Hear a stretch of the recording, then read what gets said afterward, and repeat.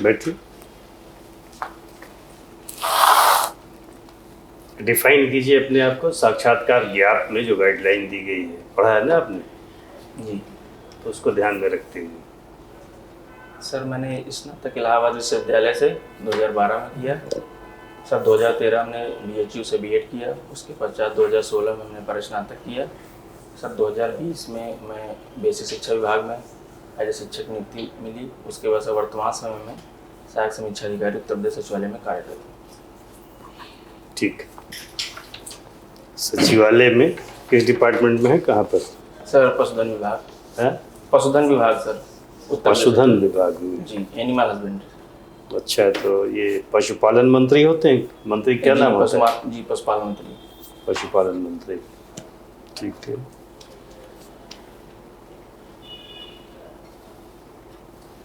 तो आप दूसरी बार चेंज करना चाहते हैं अपना? एक बार आप प्राथमिक शिक्षक बने, जी सर। तब आप सचिवालय में हैं, जी सर। तब आप डिप्टी कलेक्टर सर प्रयास है कि डिप्टी SP क्या बनना चाहते हैं? सर SDM प्राथमिक। SDM का पद नहीं विज्ञापित हुआ, आप लोग कैसे बोलते हैं SDM? हम डिप्टी कलेक्टर कह भी रहे हैं। लोक सेवा आयोग ने जो पद विज्ञापित किया है उसमें SDM कहीं नहीं लिखा है। तो आप लोग तो सचिवालय में हैं, तो इस बात का ज्ञान होना चाहिए। डिप्टी कलेक्टर पद विज्ञापित किया उसने, डिप्टी कलेक्टर बोलना चाहिए। सर जब प्रशासनिक कार्य देखते तो अरे जब देखेंगे तब देखेंगे। नहीं, जब पद जो विज्ञापित है उसमें से चॉइस करेंगे कि वहाँ से चॉइस करेंगे जब काम करने लगेंगे तब? जी सर, नियुक्ति तो डिप्टी कलेक्टर के रूप में। तो डिप्टी कलेक्टर की बात कीजिए ना। जी सर। एक कुछ तो सोच समझ से करता होगा ना। लोक सेवा आयोग क्यों नहीं लिखता है? चलिए इसी पर बात हो जाए। लोक सेवा आयोग क्यों नहीं लिखता है उप जिलाधिकारी, उपाधीक्षक तो लिखता है? जी सर। पदनाम बताइए क्या कारण हो सकता है?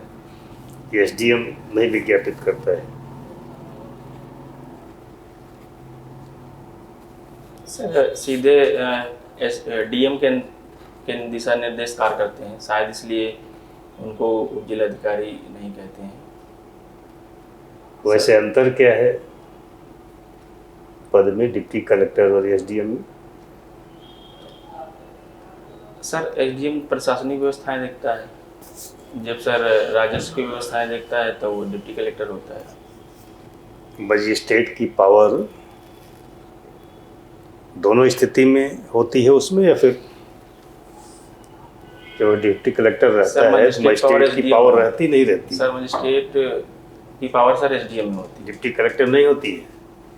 सर वही व्यक्ति दोनों कार्य करता है। उसका जब कार्य करता है सर उसी हिसाब से फिर उसको पता करिए इसको ठीक से। चलिए ठीक है, आपने पढ़ा है इंग्लिश लिटरेचर? जी सर। पोस्ट ग्रेजुएशन आपने कर रखा है? जी सर। इंग्लिश लिटरेचर में, ठीक है। तो आपने डिफेंस और मेडिवल हिस्ट्री भी पढ़ा था ग्रेजुएशन में? जी सर। तो डिफेंस या हिस्ट्री में आपने क्यों नहीं किया पोस्ट ग्रेजुएशन? इंग्लिश लिटरेचर में करने का मतलब तो फिर आप टीचिंग वगैरह में जाना चाहते हैं। आपने B.Ed भी कर रखा है मेरे ख्याल से, हाँ? तो उसी फील्ड में आपको शुरू से इंटरेस्ट रहा होगा, तभी आपने ऐसा किया है। तो टीचर बने रहना चाहिए था आपको, या उसी फील्ड में आप एक्सेल करते? सर हमें परास्नातक करना था क्योंकि असिस्टेंट प्रोफेसर मुझे देखना था।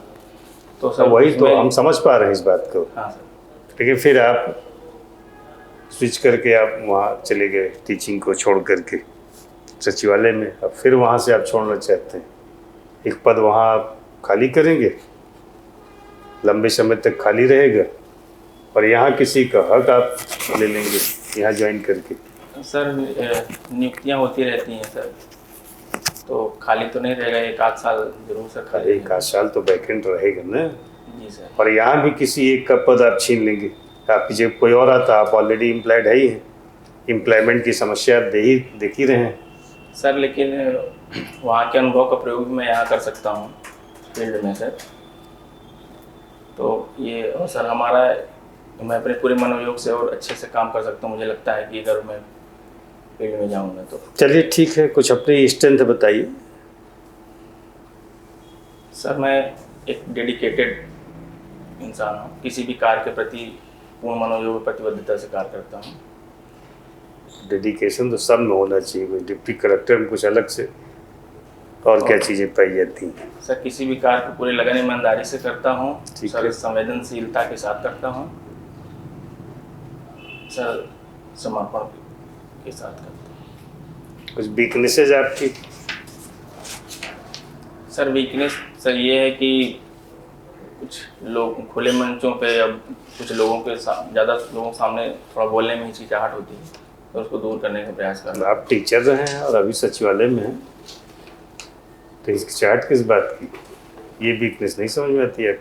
और सर काम के प्रति भी कभी कभी इतना कई टीचर यहाँ आ रहे हैं आपकी सीट पे ही बैठ चुके, जी वाचाल है, खूब बताते हैं, खूब बोलते हैं, कोई हिचकिचाहट नहीं होती। सर सुधार कर रहा हूँ सर, काफ़ी सुधार आ रहा है धीरे धीरे। चलिए ठीक है सर।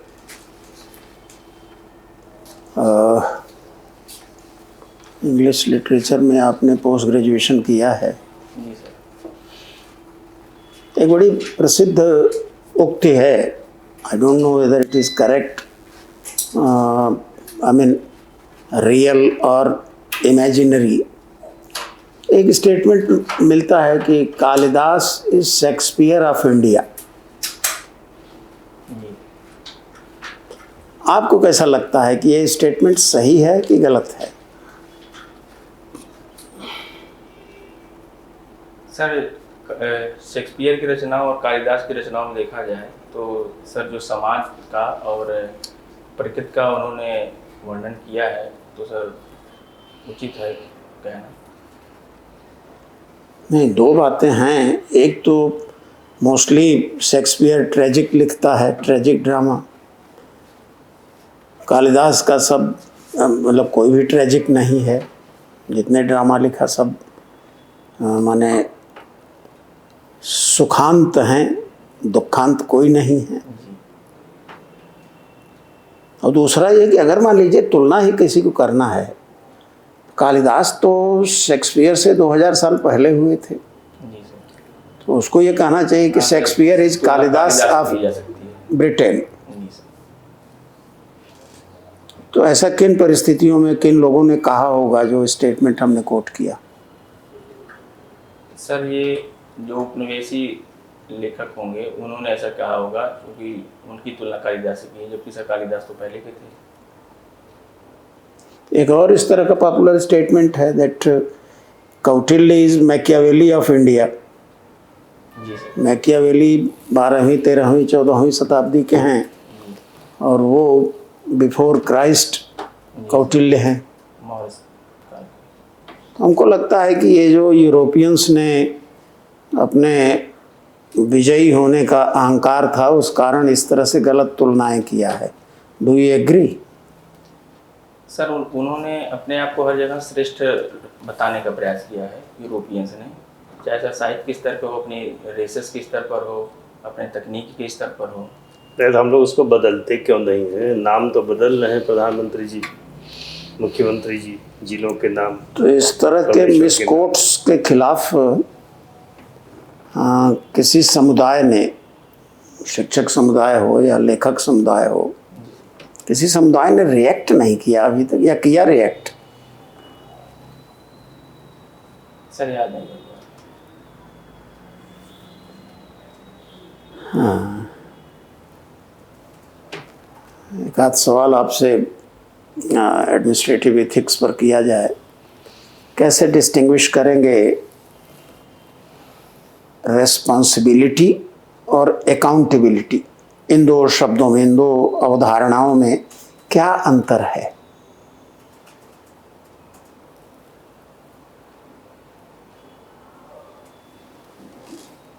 सर अकाउंटेबिलिटी से तात्पर्य जो जिस कार्य को हम कर रहे हैं उसके प्रति हमारी जिम्मेदारी होनी चाहिए। उसको यदि गलत हो या सही उसको हमें एक्सेप्ट करना चाहिए उसमें। नहीं, जिम्मेदारी तो रिस्पॉन्सिबिलिटी का ट्रांसलेशन है। अकाउंटेबिलिटी का ट्रांसलेशन क्या होता है? अकाउंटेबिलिटी का सब मतलब है कि आप किसी उस कार्य को जो भी आपको दिया जाए उसको समय से किया जाए। उत्तरदायित्व, जी जिम्मेदारी, उत्तरदायित्व। तो कोई भी ऑफिसर है वो किसके प्रति अकाउंटेबल होता है? सर, संविधान के प्रति और जो भी पहले से स्थापित नियम है, कानून, उनके प्रति होता है। जनता के प्रति उत्तरदायित्व नहीं होता? सर, सीधे जनता के प्रति उत्तरदायित्व नहीं होता है, लेकिन सर लोक सेवा सर उसका मूल कर्तव्य है, तो वो जरूर होनी चाहिए उसके कार्यों में। एक और डिस्टिंक्शन करिए, लोक सेवा और समाज सेवा, ये दोनों एक हैं कि अलग अलग हैं? सर, देखने में तो एक लगते हैं लेकिन अलग अलग हैं। सर, समाज सेवा तो किसी भी स्तर का कोई भी व्यक्ति कर सकता है, लेकिन सर लोक सेवा उसमें सर मुझे लगता है कि राज्य की शक्तियाँ निहित होती हैं, उस व्यक्ति को उस पर अधिकार दिए जाते हैं। लोक और समाज में कुछ अंतर है?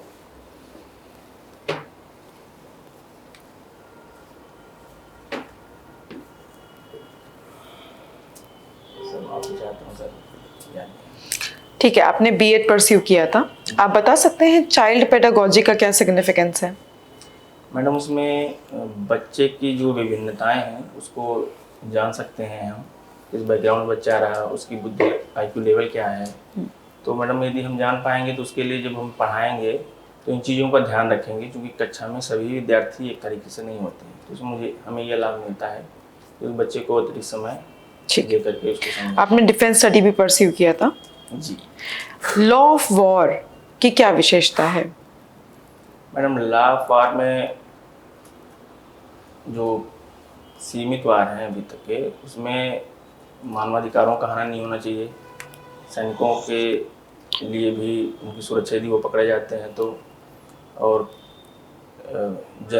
मतलब समाज पे जो भी इकाइयाँ हैं या आर्थिक इकाइयाँ, उस पर हमला नहीं होना चाहिए, बल्कि सीमित तरीके से सैनिकों तक और सीमा तक उसको करने की। इसका दूसरा नाम क्या है? लॉ ऑफ वॉर का दूसरा नाम क्या है? ठीक है, एक शब्द है डिसआर्मामेंट। जी। क्या मतलब होता है डिसआर्मामेंट का?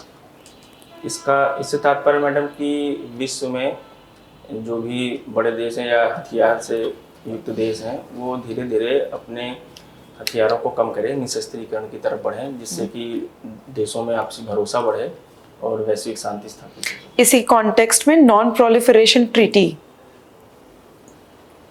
सुनी है? ठीक है, कॉन्स्टिट्यूशन पढ़ा होगा आपने। जी। आप कॉन्स्टिट्यूशन के अमेंडमेंट का प्रोसीजर बता सकते हैं? कोई भी एक्ट अगर कोई भी नियम बनाना होता है तो उसको लोकसभा या राज्यसभा में ले जाते हैं। अगर वहाँ पहला सदन पास करता है तो दूसरे सदन पे जाता है। संशोधन की बात कर रही हूँ मैं, कॉन्स्टिट्यूशन के संशोधन की बात कर रही हूँ। मैडम, उसमें पहला सदन विशेष बहुमत से पास करता है, फिर दूसरा सदन भी विशेष बहुमत पास करता है। क्या होती है स्पेशल मेजॉरिटी? मैडम, जितने भी लोग हैं उपस्थित, उनका 2/3 अच्छा मतदान होना चाहिए। ठीक है, रूल ऑफ लॉ शब्द सुना होगा आपने। रूल ऑफ लॉ हमारे संविधान में कहाँ दिया गया है? मैडम, अनुच्छेद 14 में दिया हुआ है। किस माध्यम से? क्या बोलता है अनुच्छेद 14? विधि के समक्ष समानता। एक शब्द है due process of law. Madam, उसका मतलब है विधि की सम्यक प्रक्रिया के अनुसार निर्णय लिया जाना है। रूल ऑफ लॉ के 3 प्रोपोनेंट्स हैं, 3 कंपोनेंट्स हैं, वो तीनों के नाम बता सकते हैं? Sorry madam. ठीक है सर। न्यूज़पेपर कौन सा पढ़ते हैं? सर, हिंदुस्तान। कब से पढ़ रहे हैं हिंदुस्तान?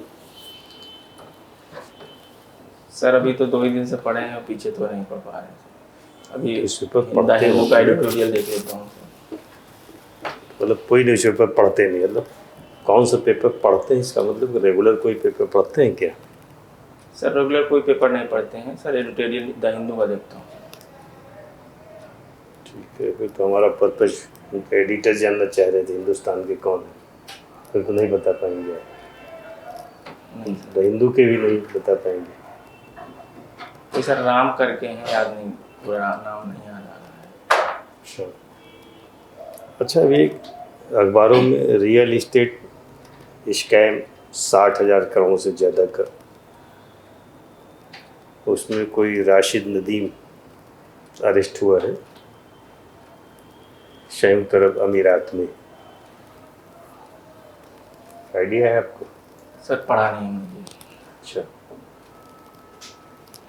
तो इंटरपोल तो जानते होंगे ना? जी सर। क्या है इंटरपोल? सर सीबीआई और जो अंतर्राष्ट्रीय इंटरपोल के साथ, इंटरपोल सर अंतर्राष्ट्रीय स्तर पर एक तरह की खुफिया एजेंसी है जो यह निश्चित करती है कि कुछ भी कहीं अगर गलत हो रहा है तो उसको पहले से बताया जाए और रोका जाए। ये इंटरनेशनल पुलिस क्या होती है? सर मुझे कंफर्म नहीं, शायद सुरक्षा परिषद को कहते हैं हम्म? सर, कंफर्म नहीं है शायद। अच्छा, यही इंटरपोल ने उसके राशिद नदीम के अगेंस्ट NBW इशू किया था और red corner notice, lookout circular. तो आइडिया है ये क्या है NBW? नहीं सर, रेड क्या कॉर्नर नहीं यार। नोटिस? सर शायद रेड कॉर्नर नोटिस का अर्थ है यदि जारी होती है तो कोई देश अपने यहाँ उसको बिजनेस करने से रोक देता है। क्या करने से? सर व्यापार करने या किसी भी निवेश करने से शायद वो प्रतिबंधित करती है ये सर। लुकआउट- याद नहीं कर पा रहा हूँ। लुकआउट नोटिस या सर्कुलर क्या है? क्या सर? लुकआउट सर्कुलर क्या है? माफी चाहते हैं सर, याद नहीं आ रहा। चलो, ये आइडिया। दृश्यम फिल्म देखा है क्या आपने? जी सर। थीम बता दीजिए उसकी।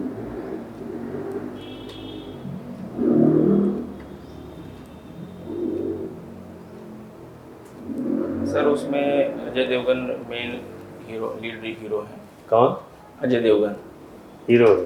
जी दृश्य में। चलिए, अभिनेत्री? सर अभिनेत्री का नाम नहीं है। वैसे हम तो थीम जानना चाहते हैं। सर उसमें एक अनजाने में एक मौत हो जाती है तो अजय देवगन उसको छुपाने के लिए पूरा अपना एक तैयार करते हैं वो कि पृष्ठभूमि ऐसे तैयार करते हैं कि वो लगे ना कि मर्डर हमारे यहाँ से हुआ है। इसको छुपाने के चक्कर में वो सर वो जहाँ पे प्रवचन होता है वहाँ भी जाते हैं, बस टिकट भी खरीदते हैं तरीके से करके। वो सर बाद में पता चलता है वो उसी थाने के नीचे छुपाए रहते हैं लाश को, जहाँ पे वहाँ का थाना बना होता है। थीम सुनना है, कहानी नहीं, स्टोरी नहीं। Sorry sir. चलिए, अली खामेनेई नहीं रहे, सर आज पढ़े। कौन है ये? Sir Ayatollah Ali Khamenei Iran के सर्वोच्च नेता रहे हैं, सुप्रीम लीडर रहे ईरान के। कल सर एक शायद- खबर आई कि नहीं रहे, जी सच्चाई है इस खबर में? सर ईरान की सरकारी मीडिया ने 40 दिन का जो शोक घोषित किया और उन्होंने ही इस बात को एक्सेप्ट किया कि वो नहीं रहे। ठीक है, शुभकामना, जा सकते हैं।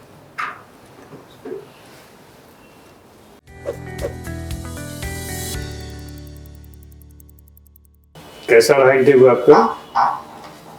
सर थोड़ी सी घबराहट सी हो रही है। घबराहट हो रही है? क्यों घबराहट हो रही है? किस बात की चिंता? सर शायद नॉल अभी उतना पढ़ाई उतनी हो नहीं पाई है इसलिए हो रहा हो, या फिर पढ़ाई का तो इंटरव्यू में कोई मतलब ही नहीं है। पढ़ने तो क्या सर जरूरत मैसेज है? आ रहा है कि क्या पूछेंगे आप लोग। देखिए, ऐसा है कि आपने मेंस क्वालिफाई किए है, जी सर। प्रीलिम्स क्वालिफाई किए तो आप लाखों लाख कैंडिडेट को पीछे छोड़े। अब मेंस क्वालिफाई किए तो 13-14 हज़ार लोगों ने दिया, आपका नाम 2700 में है। यही सच है ना? जी सर। तो पढ़ा लिखा आपने बहुत कुछ है। इंटरव्यू में रिफ्लेक्शन उसी का आता तो 4-8 साल पहले जो पढ़ा गया है उसी का रिफ्लेक्शन मिलता है। जी सर। तो कुछ पढ़ने लिखने का बहुत मतलब नहीं। अब आप छूट जाए, आँख फोड़ करके पढ़े। 13 मार्च को आपका इंटरव्यू है तो 9 मार्च। 9 मार्च को है। जी सर। उसमें 13 मार्च लिखा हुआ है। क्या नाम है आपका? Brajendra Kumar, date of birth लिखा हुआ है सर।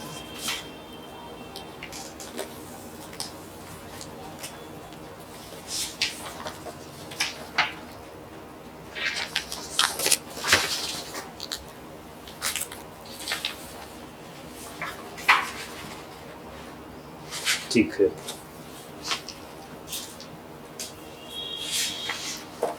नौ मार्च को है, कोई बात नहीं।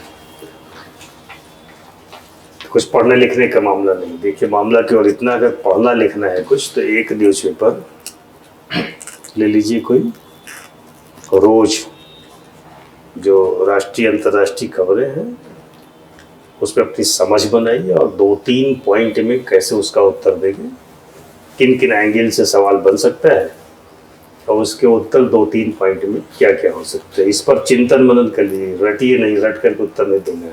ठीक सर।